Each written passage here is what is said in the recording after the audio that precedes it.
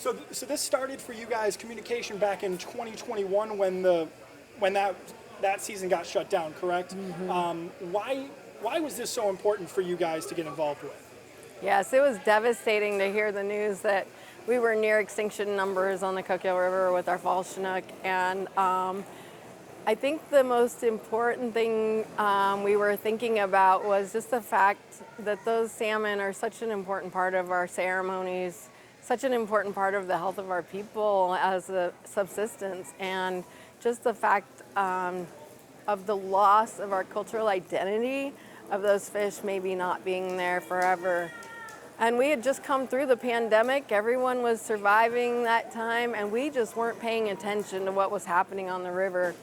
And we had some really tough conversations about the issues that were happening out there, and just recognized that it was up to us as the tribe here. This is our ancestral homelands. This is our river, and if there's issues, we were the ones that needed to step up and support ODFW, the state's efforts, and find ways to empower our community as well that loves this place just as much as we do, and find ways to fix some of the serious issues on our river right now.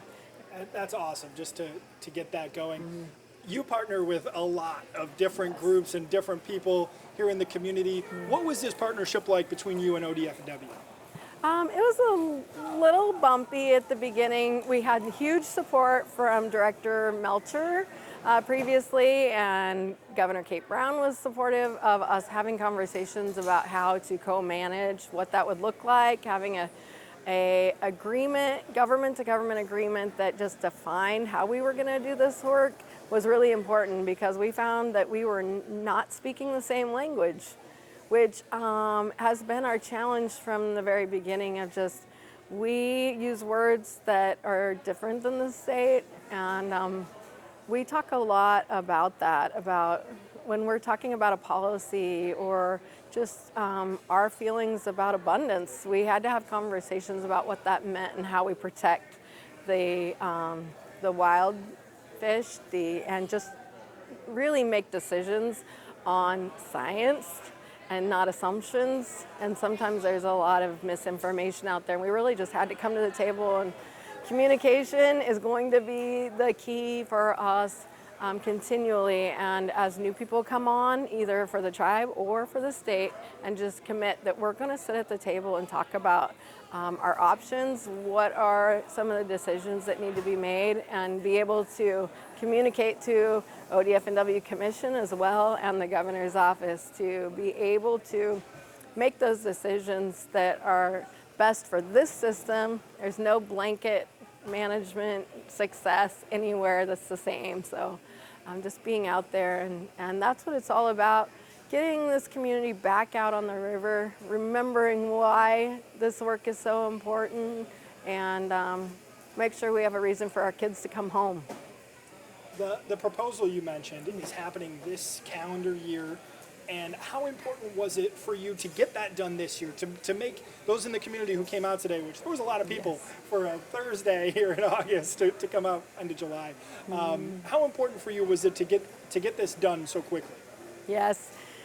After our MOU, our MOA was approved by the commission and the tribal council and the governor's office, it was really a challenge for us to talk about how long is this work going to take to be able to, again, to get our grandkids out there fishing. And we were hearing from ODFW, it could take 10 years to be able to get our boots on the ground and get some work done.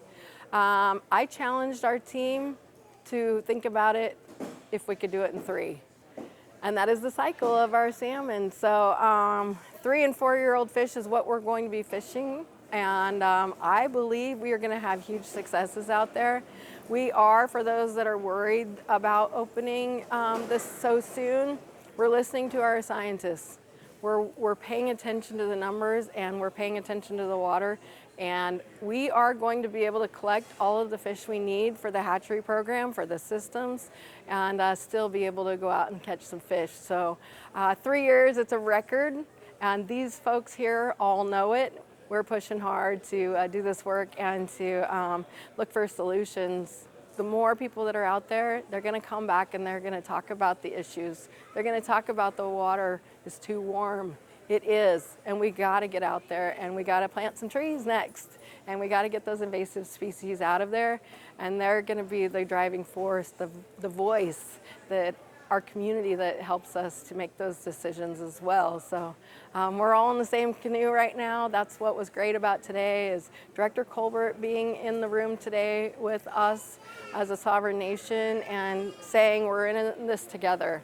And we really want to see, we want to fight for the hot zone. We want this to be the hot zone. We want people to come here, fish, catch big fish, and see what we're doing on the river, because it's not just going to be about salmon. It's going to be a whole lot of other things too. So we're excited. That's awesome.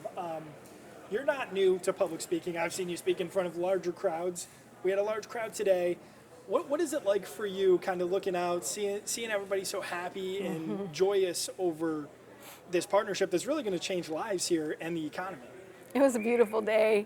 I have to tell you, the first time that I met with most of those folks here today, our community partners, there were a lot of tears, probably mostly from me, because I felt a little bit of despair and sadness that we were not going to be able to do this, that we were not going to be able to do it alone. But it was all of these partnerships that have come together, and it's so amazing to celebrate with them and to say we all did it. It wasn't, the Coquille Tribe couldn't have done it by ourselves. ODFW couldn't do it by themselves. It took all of us. Coquille Step, I cannot say enough about all of the volunteers with our Coquille Step program. 300 plus people now from our community, organized and out there. The equipment and the supplies and the things you need to rebuild a system, you can't buy it at Walmart. They're out there building the systems. They're working day and night. They're feeding fish. They're taking care of them. And it is that love and connection to this place that we all have. And we can do it. It's exciting, and we hope to share it with others too. So that's awesome. I just got one more question for you, then I'll let you go. I see the happiness and the joy in your face when you talk about the community here. So for those people who maybe aren't here in different parts of the state, that don't see this as important as we do, what do you really want to get across to them? Yeah, this work for the Coquille Tribe was never about exclusivity. The tribes need to come to the table. We all need to be working together in the same direction, because there's so many needs in the state of Oregon for our Oregonians. And we just got to get politics out of the way and some of the things that pull us apart.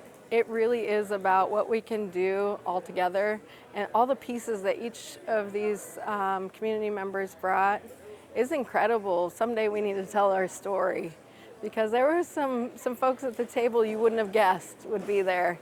And it was a little bumpy at first, but we're doing great work, and we need more partners, because we do this, everything is connected. And we have issues in our ocean that if we can get our river systems healthy, the ocean's going to be healthier. So it's all connected.